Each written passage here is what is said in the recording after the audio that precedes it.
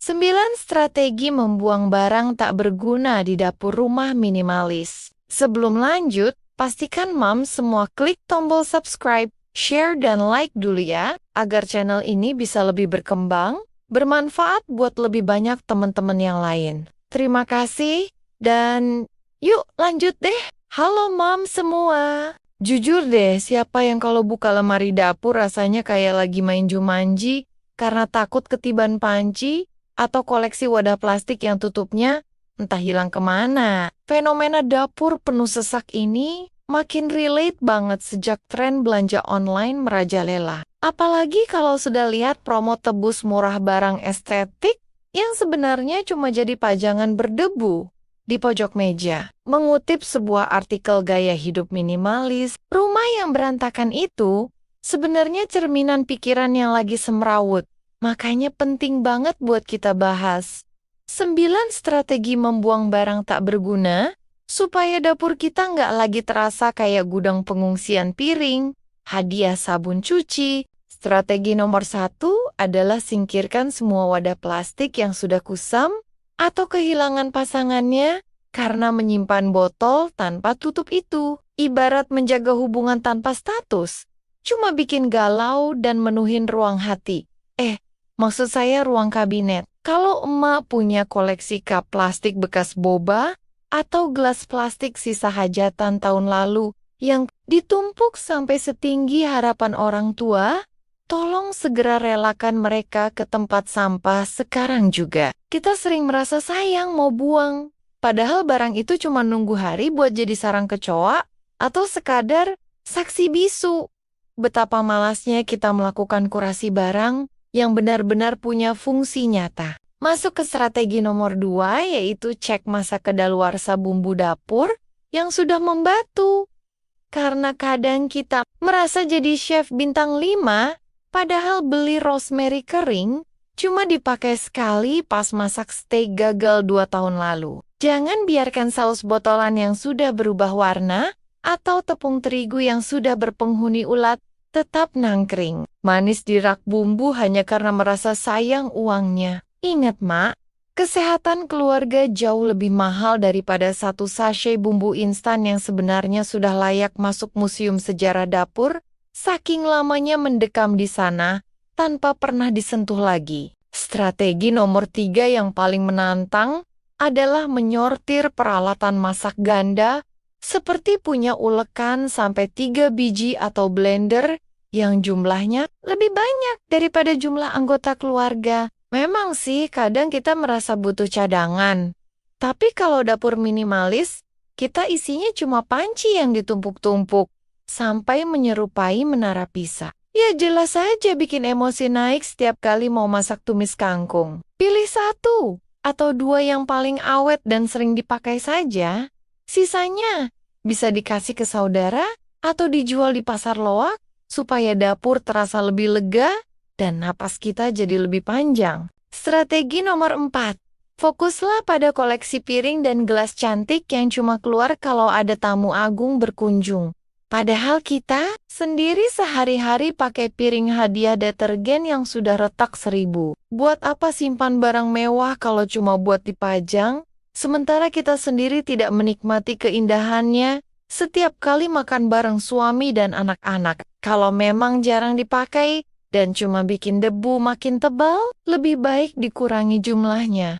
Supaya rak piring tidak terlihat seperti toko pecah belah yang lagi cuci gudang besar-besaran. Strategi nomor 5 adalah buang semua peralatan makan plastik yang sudah tergores parah atau berubah warna karena paparan panas berlebih saat kita malas memindahkan makanan ke piring keramik. Goresan pada plastik itu bukan cuma jelek dilihat, tapi juga bisa jadi tempat kuman bersarang dan mencemari makanan sehat yang sudah susah payah kita masak dengan cinta. Jangan jadi kolektor sampah plastik terselubung hanya karena alasan praktis.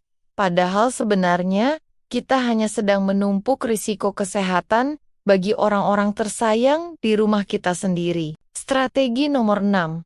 Saatnya periksa peralatan elektronik yang sudah mati total, tapi tetap disimpan, karena berharap suatu hari nanti ada keajaiban. Mereka bisa hidup lagi tanpa dibawa ke tukang servis. Rice cooker yang sudah mengelupas lapisan anti lengketnya, atau mixer yang suaranya sudah mirip mesin traktor sawah, sebaiknya segera disingkirkan daripada cuma menghabiskan tempat di atas meja dapur. Dapur minimalis itu butuh ruang gerak yang bebas, bukan pameran barang elektronik antik yang sudah tidak punya nilai fungsi selain jadi tempat tumpukan surat tagihan listrik. Strategi nomor 7, bersihkan laci dapur dari tumpukan kantong plastik atau kresek yang jumlahnya sudah bisa buat membungkus satu komplek perumahan kalau ada acara bagi-bagi sembako. Simpanlah secukupnya di dalam satu wadah rapi,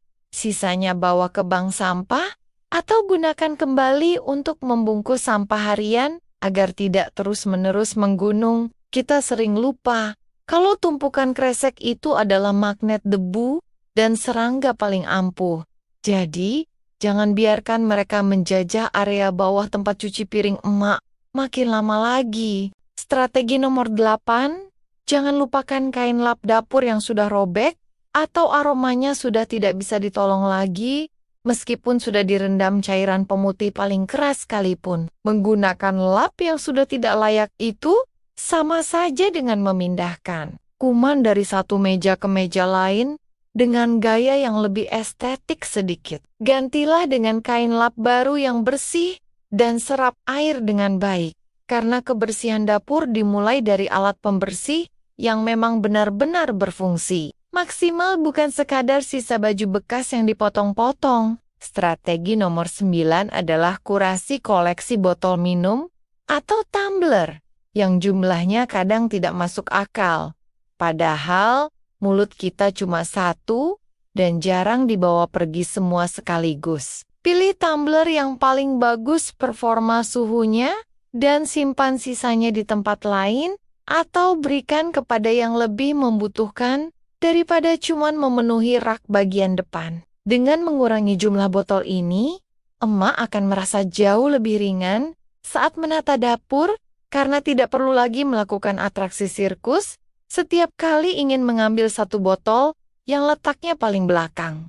Mari kita bangun optimisme bahwa rumah minimalis itu bukan sekadar tren, tapi kebutuhan supaya kita punya lebih banyak waktu buat istirahat. Daripada cuma buat beres-beres barang yang gak jelas gunanya. Jadikan dapur sebagai tempat paling nyaman untuk berkreasi, memberikan nutrisi terbaik buat keluarga tercinta, bukan jadi sumber stres harian yang bikin darah tinggi naik sebelum waktunya. Semoga tips sederhana ini bermanfaat dan segera eksekusi ya, Mak, sebelum rasa malas menyerang kembali dan membuat niat mulia ini terkubur lagi di bawah tumpukan panci. Terima kasih, Mam, semua sudah menemani dan mendengarkan ceritaku sampai akhir.